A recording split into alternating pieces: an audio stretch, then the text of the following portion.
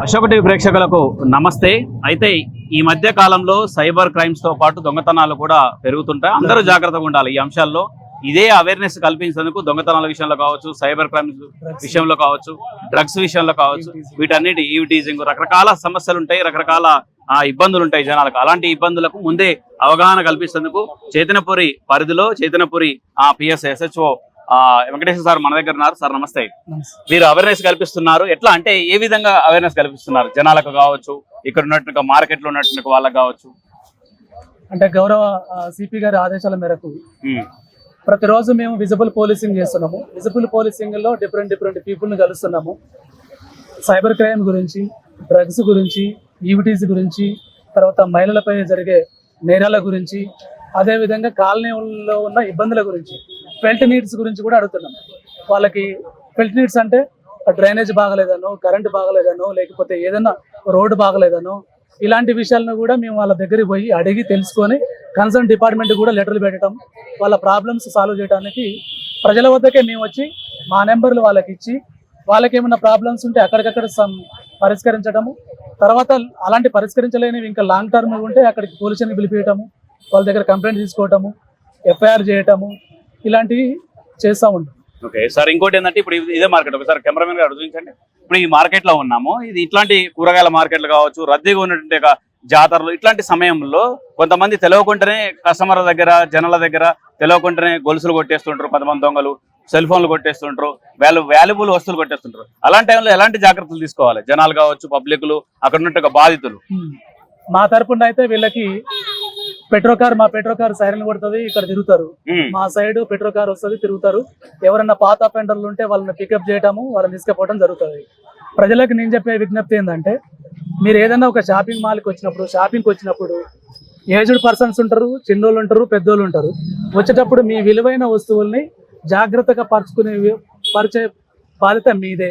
ఇప్పుడు ఒక చైన్ ఉన్నది, చైన్ వేసుకొని బయటకు వస్తున్నప్పుడు కనీసం ఒక కొంగు కప్పుకోవటము, ప్రివెంట్ చేసుకోవటం. మన పక్కన ఎవరున్నారు, మనకు తెలిసిన పర్సన్ ఉన్నాడా, అన్నోన్ పర్సన్ ఉన్నారా చూడాలి. వాళ్ళ బిహేవియర్ ఏంటిది అన్నది కొద్దిగా అబ్జర్వ్ చేయాలి.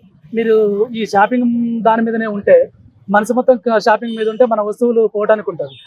ఇక్కడ షాపింగ్ చేసుకొని కూరగాయలు కొనుక్కొని పోయినప్పుడు వాళ్ళు ఇక్కడ ఈ పబ్లిక్లో చేయకపోవచ్చు. మీకు నియర్ బై గల్లీలలో పోతున్నప్పుడు ఎక్కడైతే చీకటిగా ఉంటుందో, ఎక్కడైతే పబ్లిక్ ఎక్కువ తిరగరో ఆ ప్లేసులలో నేరాలు చేయడానికి వాళ్ళు అవకాశం ఉంటుంది. కాబట్టి అక్కడ జరిగేటప్పుడు అక్కడ మీరు కొద్దిగా జాగ్రత్త వహించాలి. మన ముందు ఎవరున్నారు, ఏ వెహికల్ పోతుంది ముందర, వెనకాల ఎవరైనా ఫాలో చేస్తున్నారా, చుట్టుపక్కల ఎవరైనా ఉన్నారా అంటూ మనం జాగ్రత్త తీసుకుంటే చిన్న నేరాలని అరికట్టవచ్చు. అలాంటి ఎవరైనా సీసీ కెమెరాలు కావచ్చు, ఎవరైనా అనుమానాస్పదంగా ఒక వ్యక్తి కనిపిస్తున్నాడు, సింపుల్ ఒక డయల్ హండ్రెడ్ చేయండి, ఆయన ఫోటో తీసుకోండి, ఫోన్లో ఫోటో తీసుకొని మాకు సెండ్ చేసిన ఇమీడియట్లీ మేము వస్తాం, ఆయన వెరిఫై చేస్తాం, పోలీసుని తీసుకుపోయి ఆయన పాపులర్ డివైస్ ఆయన ఫింగర్ ప్రింట్ సెట్ చేస్తాం. పాత నేరస్తుడు అయితే వాడిని కేసులలో బుక్ చేసి పంపిస్తాం. ఇలాంటివి చేస్తాం. కాకపోతే ప్రజలలో అవేర్నెస్ రావాలి. వాళ్ళు పెద్దోళ్ళు కావచ్చు, చిన్నోళ్ళు కావచ్చు, అవేర్నెస్ రావాలి. మన దగ్గర ఏమైనా నేరం జరుగుతుంది ఏమన్నా ఆలోచించాలి. నేరం జరిగితే నేను ఏ విధంగా యాక్ట్ చేయాలి, ఏ విధంగా రియాక్ట్ కావాలని ఉండాలి. అది లేకపోతే ఎంత పోలీస్ తిరిగినా కానీ కొద్దిగా కష్టం. ఈ మధ్య కాలంలో చదువుకున్న వాళ్ళు కూడా మోసపోతున్నారు. వాళ్ళకి ఏదో లింకులు వస్తుంటాయి, వాటిని క్లిక్ చేయగానే అమౌంట్ ఎగిరిపోతుంటది. కొన్ని సందర్భాల్లో వాళ్ళకి తెలియకుంటే ఫోన్లు హ్యాక్ అవుతున్నా అంటే కూడా కొంతమంది చదువుకున్నట్టు వాళ్ళు కూడా చెప్తారు. అట్లాంటి వాళ్ళు ఎలాంటి జాగ్రత్తలు తీసుకుంటే బాగుంటుంది అంటారు? సోషల్ మీడియా సంబంధించింది పెద్ద సముద్రం లాంటిది ఒక సోషల్ మీడియా. సోషల్ మీడియాలో పెట్టే ప్రతి విషయము డిలీట్ చేసినా కానీ మళ్ళీ రిట్రీట్ చేయడానికి అవకాశం ఉంటుంది. సోషల్ మీడియాలో ఒక విషయం పెడుతున్నాం అంటే మనం చాలా జాగ్రత్తగా పెట్టాలి.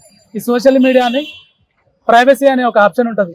దాంట్లో మనకు సంబంధించిన కంటెంట్ ఎవరు చూడాలి, ఎవరు చూడకూడదు అని కూడా ఉంటుంది. ఆ సెట్టింగ్లో ఎవరు సెట్టింగ్ చేసుకోరు. మన DP ఎవరు చూడాలి, మన ప్రొఫైల్ ఎవరు చూడాలని ఉంటుంది. ఓన్లీ మన ఫ్రెండ్సే చూడాలి, మన ఫ్యామిలీ మెంబరే చూడాలని ఒక ఆప్షన్ ఉంటుంది.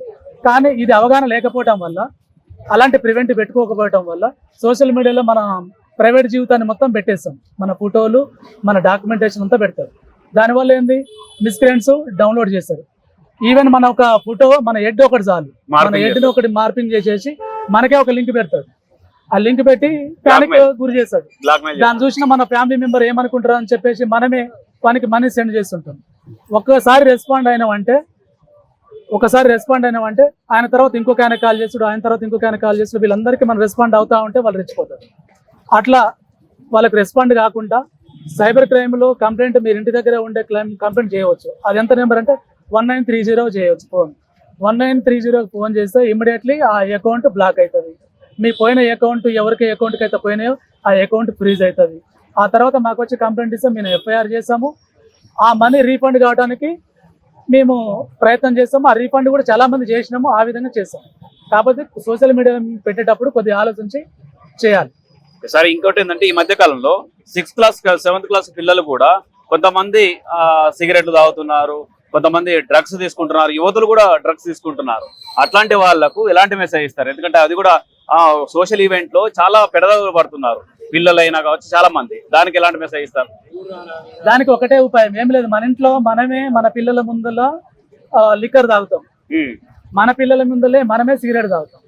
ఫస్ట్ ఇంట్లో నుంచే మారాలి. మన తల్లిదండ్రులు కానీ మన ఫ్యామిలీ మెంబర్స్ కానీ పబ్లిక్ లో మన ఇంట్లో తాగకూడదు అసలు. ఫస్ట్ ఆ అవేర్నెస్ చాలా తక్కువ మందికి ఉంటుంది. మనకెవరికైనా చుట్టం వచ్చిండు, చుట్టం రాగానే ఒకటి ఆయనకి మర్యాద చేయాలి కాబట్టి ఏదో ఒకటి పార్టీ ఏర్పాటు చేశారు. ఆ పార్టీ ఇంటి మధ్యలోనే బాల్కల్ని పెట్టి మన పిల్లలు చూసినట్టే మనం తాగుతాం. ఏదైనా ఒక పిల్లగాడు కానీ ఒక అమ్మాయి కానీ ఒక అబ్బాయి కానీ చూసిన తర్వాతకి వాళ్ళకు కూడా మానవ సహజం కదా, వాళ్ళకు కూడా తాగాలని ఒక కోరిక ఏర్పడుతుంది. ఆయన అదే అటెంప్ట్ ఎక్కడో ఒక దగ్గర చేస్తారు మనం తెలియకుండా. కాబట్టి ఫస్ట్ మన కుటుంబంలో మనం చేంజ్ కావాలి. మనం చేంజ్ అయితే మన కుటుంబం చేంజ్ అవుతుంది, కుటుంబం చేంజ్ అయితే రాష్ట్రము దేశము అందరూ చేంజ్ అవుతుంది. అది ఇలాంటి డ్రగ్ తీసుకునే వాళ్ళకి ఏమన్నా ఉంటే ఫస్ట్ మనం పిల్లలని అబ్జర్వ్ చేస్తూ ఉండాలి. ఆయన ఏం పని చేస్తున్నాడు, ఏ ఫోన్లో ఏం గేమ్ ఆడుతున్నాడు, ఆయన సోషల్ మీడియాలో ఏం చూస్తున్నాడు, ఏ కంటెంట్ చూస్తున్నాడు యూట్యూబ్లో, ఆయన హిస్టరీ చూడాలి. ఆయన వాచ్ హిస్టరీ అని ఉంటుంది కదా, ఆ హిస్టరీ చూడాలి. హిస్టరీ చూస్తే మనకు అర్థమవుతుంది, అరే పిల్లగాడు ఈ కంటెంట్ చూస్తున్నాడు, ఆయన అవాయిడ్ చేయాలి. ఫోన్ ఇవ్వద్దు, బుక్కులు ఇవ్వాలి, వాళ్ళకి చదువుకోమని చెప్పాలి. వాళ్ళతో పాటు కొద్దిగా స్పెండ్ చేయాలి. మనము ఈ బిజీ జీవితంలో పిల్లలతోటి గడిపే సమయం దొరకట్లేదు. ఆ పిల్లలతోటి కొద్దిగా గడపాలి. వాళ్ళు ఏం చేస్తున్నారు, వాళ్ళ యాక్టివిటీ ఏంది, ఇవన్నీ పిల్లలలో కొద్దిగా మానవతా దృక్పథం మంచి విషయాలు నేర్పాలి. వాళ్ళకి నేర్పకపోతే ఇట్లా అడిక్ట్ అవుతారు. అడిక్ట్ అయినా కానీ మా దగ్గర సొల్యూషన్ ఉంది. మాకు ఫోన్ చేసినా మేము వస్తాం, కౌన్సిలింగ్ ఇస్తాం, మంచి మంచి డి అడిక్షన్ సెంటర్స్ ఉన్నాయి, అక్కడ పంపిస్తాం, వాళ్ళు మారుతారు. కొన్ని చోట్ల చాక్లెట్ రూపంలో కూడా డ్రగ్స్, గంజాయి లాంటి చాక్లెట్ కూడా తయారు చేస్తున్నారు. రకరకాల కలర్లు పెట్టేసి వివిధ ప్రాంతాలు, ఆ ప్రాంతాల పేర్లు ఎందుకని సిటీలో వివిధ ప్రాంతాల్లో జరుగుతున్నాయి. మీ ప్రాంతంలో ఎలా ఉంది? అలాంటి అంశంలో కిరాణా కొట్ల నుంచి కూడా జరుగుతుంది, కొన్ని పాన్ షాపుల నుంచి కూడా అలాంటి దందా జరుగుతుంది. దానికి కొంతమంది ఎడిక్ట్ అయిపోయి, పిల్లలు కావచ్చు, యువకులు కావచ్చు, అన్ని ఏజ్ గ్రూప్ వాళ్ళు కూడా దానికి ఎడిక్ట్ అయిపోతున్నారు. అలాంటి విషయంలో ఎలాంటి జాగ్రత్తలు తీసుకుంటున్నారు? మా దగ్గర అయితే ప్రతి పాన్ డబ్బా కానీ, ప్రతి కిరాణా షాపులు కానీ ప్రతి వీక్ ప్రతి డే మేము చెక్ చేస్తూనే ఉంటున్నాము. అలాంటి అయితే మా ఏరియాలో లేవు, చాక్లెట్లు ఇవన్నీ లేవు, అవి అపోహలు మాత్రమే.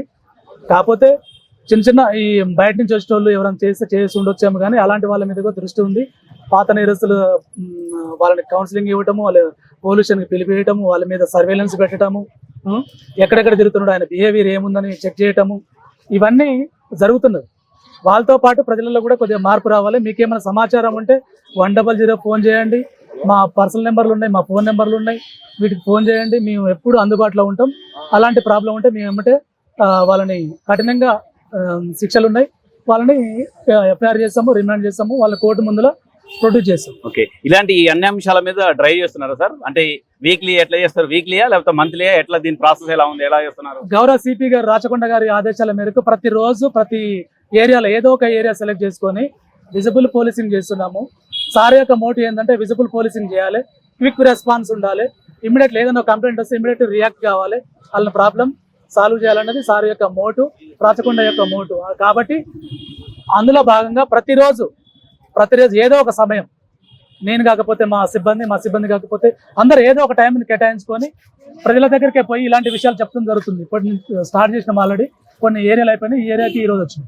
Okay, right sir, thank you sir. అంటే ఇది వెంకటేశ్వర సార్ చెప్పేది, మన చైతన్యపురి సిఐ గారు, SHO గారు.